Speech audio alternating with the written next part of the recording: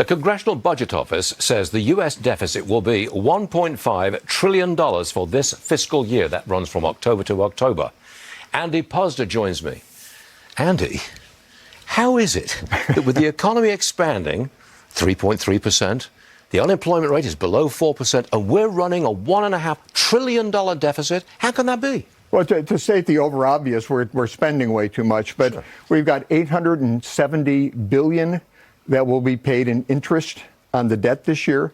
So if you look at this year it'll be a $1.5 trillion deficit. You look at that $870 billion, that's 57% of the deficit is in this interest payments. Now, I think that puts people always compare interest to GDP, and we're the highest level we've been, except for times when we were in an economic crisis. We've never been this high in a boom economic time. But compare it to the deficit, and I think it really brings it home. Where 57% of the deficit is interest payments. So what happens if the deficit keeps on spiraling, even in good times? What happens? I think people have ignored the threat for a long time because now maybe 20, 30 years we've all been saying we've got too much debt, we got to start, and nothing happens, right?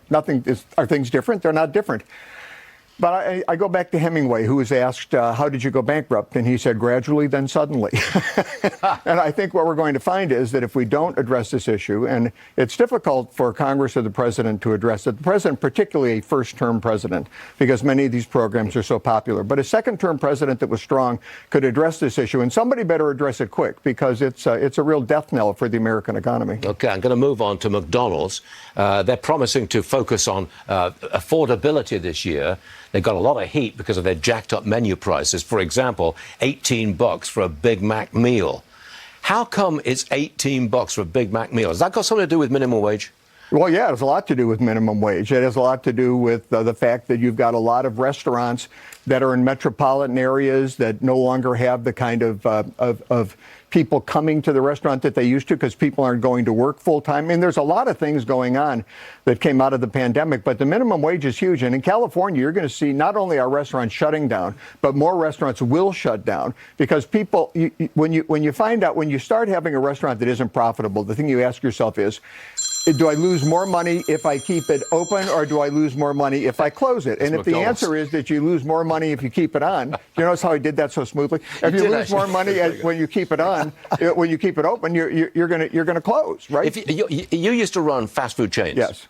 Two of them, as I recall. Yes. What would you do in this situation? Because you can't fight minimum wage, can you? You can only put your prices up. This is tough. We always tried to run products that were premium products, but that told people they were a value. Back then, we used to have a burger. We called it the $6 burger, but we only charged $3.99 for it. So people thought you got a value, even though you got a premium product. Now it'd have to be the $15 burger for $24.90. I tried the $24 burger for $15.99. Prices have gone way up. People are looking at that new drug where they're going to be eating. People will be eating less. That's another challenge. And McDonald's isn't talking about cutting prices. They're taking prices up 10% this year, 3 to 4% next year. They're just going to do special value offers to try and address it. It's a tough market out there, very tough. Andy Puzder, thanks for sharing your expertise with us. Thanks, we appreciate that. Come back soon, man.